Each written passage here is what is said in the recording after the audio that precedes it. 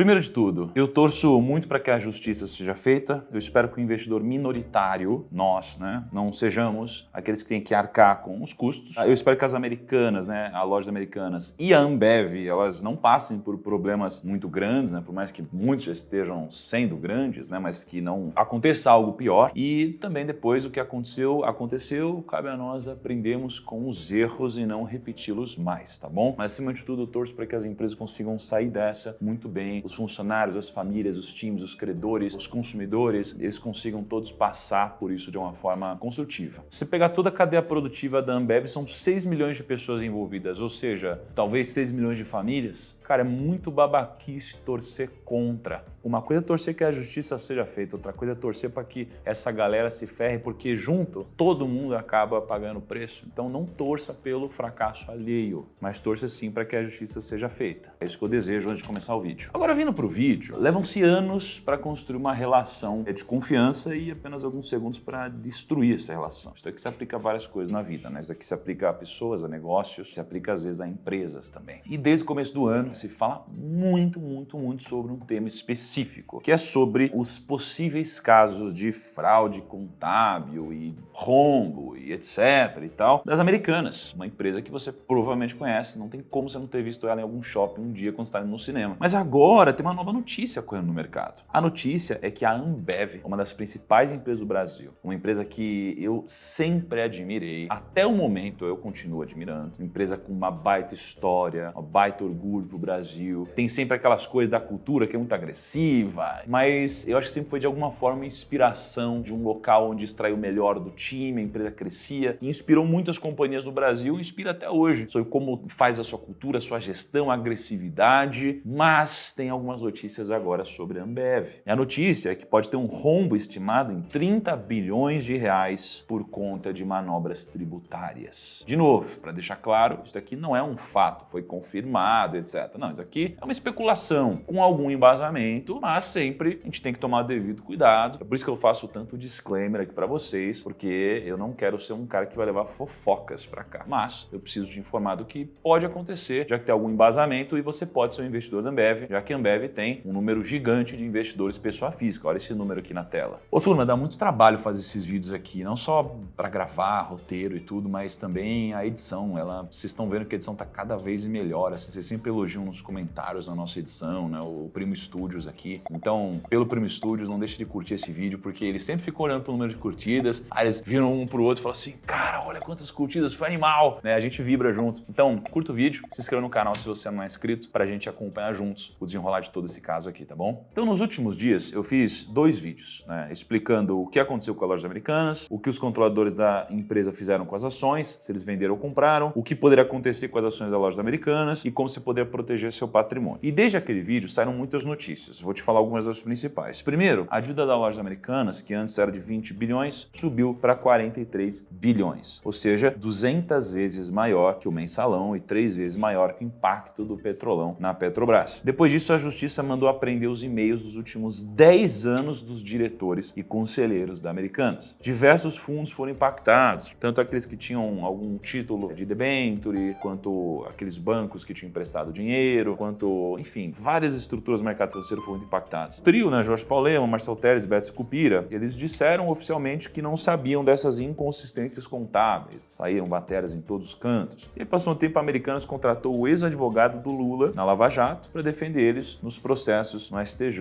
E surgiu um possível rombo de 30 bilhões nas contas da Ambev, que é uma das grandes empresas do Jorge Paulo Lemann, que é um dos maiores acionistas das lojas Americanas. Esse é um momento delicado, um momento onde o mercado, de uma forma geral, está perseguindo o Jorge Paulo Lemann, o trio, etc. Não é que eles não devam fazer isso, mas isso aqui é o que está acontecendo. E aí a gente vai tendo informações novas, fatos novos, eu vou trazendo aqui para vocês, tá? Então vamos tentar entender como isso aqui impacta o seu bolso para começar. O que aconteceu? A Associação Brasileira da Indústria da Cerveja, que é a Serve Brasil, ela representa os produtores menores. Então você tem os produtores gigantescos, como por exemplo a Ambev, e você tem produtores menores, e aí tem uma associação que representa esses produtores menores, que é a Serve Brasil. E a Serve Brasil, ela diz o seguinte: as inconsistências nas demonstrações financeiras que fazem Americanas protagonizar um escândalo financeiro podem estar presentes também na Ambev, outra empresa sob o guarda-chuva do trio de bilionários Jorge Paulo Lemann, Marcel Telles e Carlos Beto Sicupira, sócios da 3G Capital. fiscal. E aí, a Serve Brasil, ela contratou uma consultoria chamada AC Lacerda para confeccionar um estudo que apontasse esse rombo de 30 bilhões em manobras tributárias e que foram feitas, né, por essa empresa de bebidas. A Serve Brasil, ela acusou a Ambev de inflacionar o preço dos componentes necessários à produção de refrigerante. Então imagina, para produzir refrigerante, tem uma série de componentes que vão entrar ali, é o que a gente chama de matéria-prima. Só que a Serve Brasil está acusando a Ambev de inflacionar o preço da matéria-prima. Por que ela faria isso? Porque essa matéria-prima, em parte, ela é passível da isenção de geração de crédito fiscal na Zona Franca de Manaus. Então imagina assim, ó, uma parte do imposto que está embutido aqui, ele é devolvido, ele é gerado como crédito quando você monta esses componentes, digamos assim, na Zona Franca de Manaus. Então quanto mais caro, mais imposto, quanto mais imposto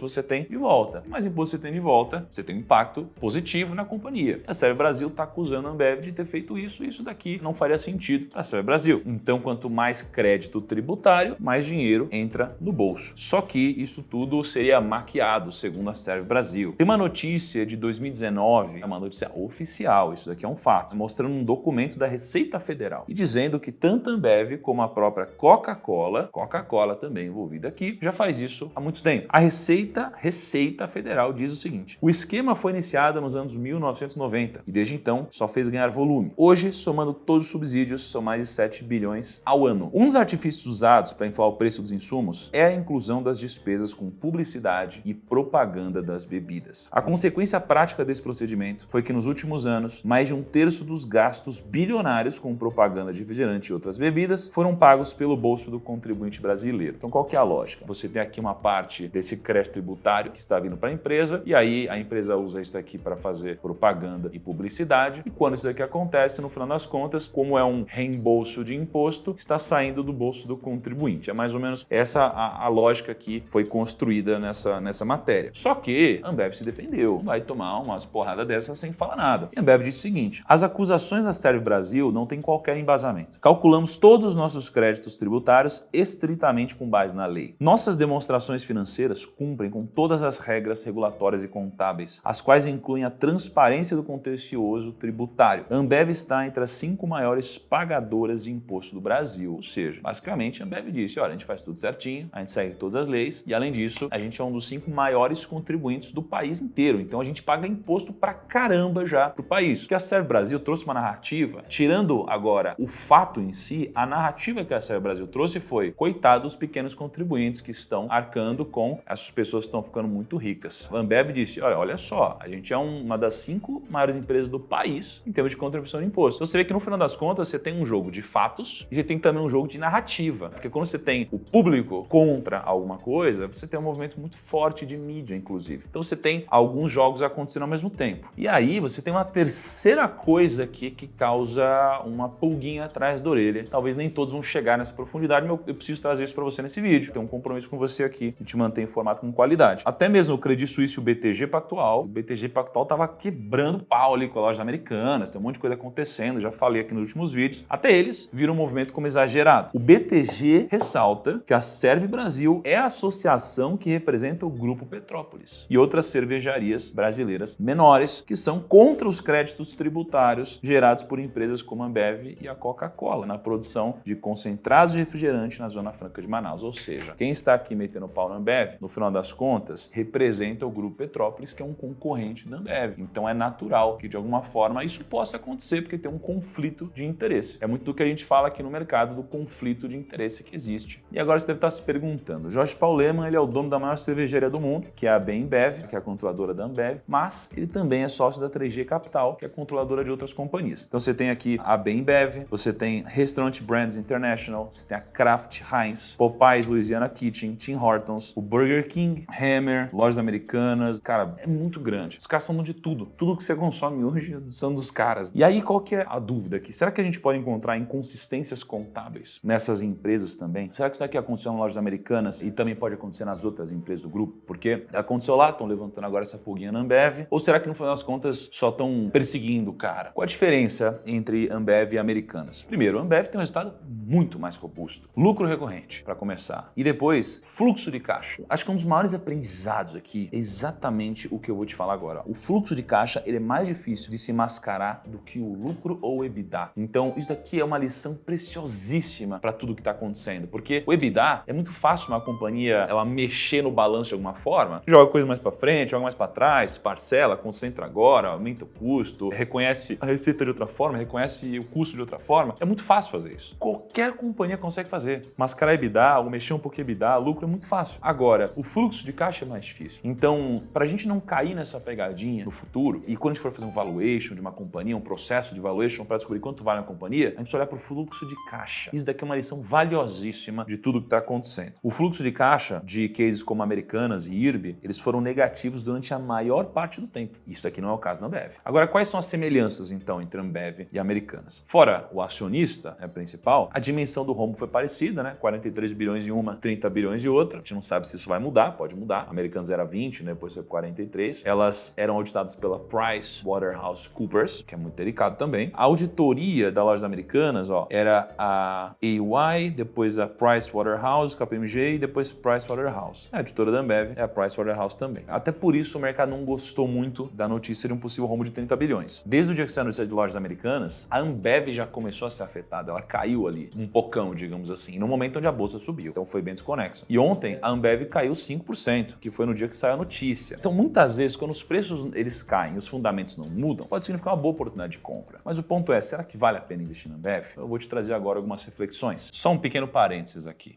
De tempos em tempos, eu abro inscrições para a mentoria do Meu Milhão.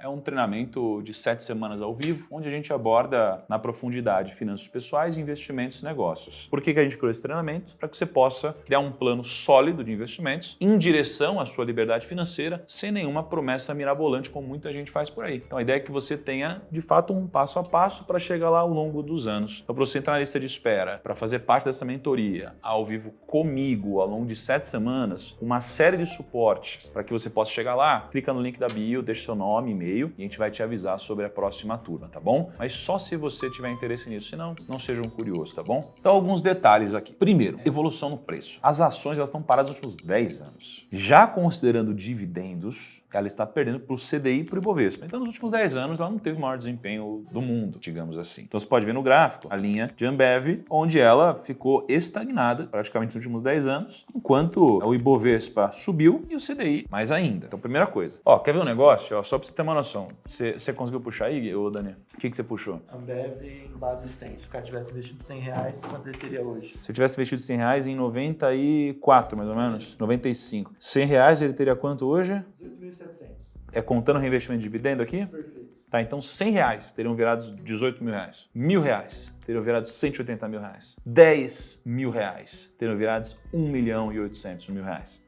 Num horizonte longo, tem inflação e tudo mais, mas ainda assim, é um valor considerável. Tá. Segundo, o que é muito delicado, assim, a Ambev ela sempre não foi um monopólio, mas ela sempre teve muito poder de barganha, né? Com todos, com fornecedor, com cliente. Você chegar num bar, só podia ter coisa da Ambev, não podia ter mais nada. Então era um poder de barganha muito grande. E é isso daqui foi mudando um pouco ao longo do tempo. E você vê um reflexo disso na margem, a margem EBIT. A margem EBIT, que seria o Earnings Before Interest and Taxes, que seria o LAIR basicamente, você vê que ela foi caindo consistentemente, trimestralmente. Todo trimestre ela vem caindo. Desde 2015 aqui praticamente, você vê ela caindo. A margem era quase 45%, hoje ali na casa de 20% a 25%. Claro que ela fez aquisição, o portfólio mudou, etc. Mas a margem vem caindo consistentemente. Espero que isso aqui não seja um trend, né? O que é um ponto também de atenção bacana? Em tese, a Ambev está super tranquila. Por quê? Porque ela tem uma das melhores dívidas líquidas do país. O que significa isso? Você pega o que ela tem de disponibilidades e você pega tudo que ela deve. Imagina que você tem uma dívida de 100 mil reais no banco e você tem 10 milhões de reais guardados investidos. Concorda que você está muito saudável financeiramente? É mais ou menos essa a situação da Ambev. Ela deve mais ou menos 3 bi de uma forma geral, só que ela tem na conta, digamos assim, que é o que a gente chama de disponibilidade, ela tem quase 20 bi. Então, se tem 20 bi na conta e deve 3, você está super tranquilo. A dívida líquida é negativa, ela é menos 17. O menos dívida líquida significa que você tem mais caixa do que dívida. Então, ela está muito saudável em relação a isso, tá? Qual que é o ponto? O índice preço-lucro, ele mostra que o PL da Ambev, mesmo depois de ter caído agora, ele está 16, 17. E o PL da Bolsa está por volta de 8. Ou seja, o PL de Ambev está o dobro da Bolsa. Só que como a gente vê um pouco do histórico da Ambev, ela vem diminuindo um pouco o resultado. Então, se ela voltasse para o resultado que ela já teve, esse PL estaria talvez extremamente barato, mas um PL de 16, perto de um PL de 8, para uma empresa que não cresce há 10 anos, é de se pensar, será que tá barato? Eu sempre sonhei em ter Ambev na minha carteira, eu sempre quis, eu sempre admirei a empresa, mas eu nunca comprei Ambev porque ela sempre teve mais caro do que eu gostaria de pagar. Pelo jeito eu fiz certo, olhando para trás. Pelo menos até o momento, até essa janela, ainda bem que eu não comprei, mesmo admirando a companhia. Não significa que porque a companhia é boa, ela é um ótimo investimento, porque às vezes uma empresa muito boa a um preço muito caro vai se tornar um cara com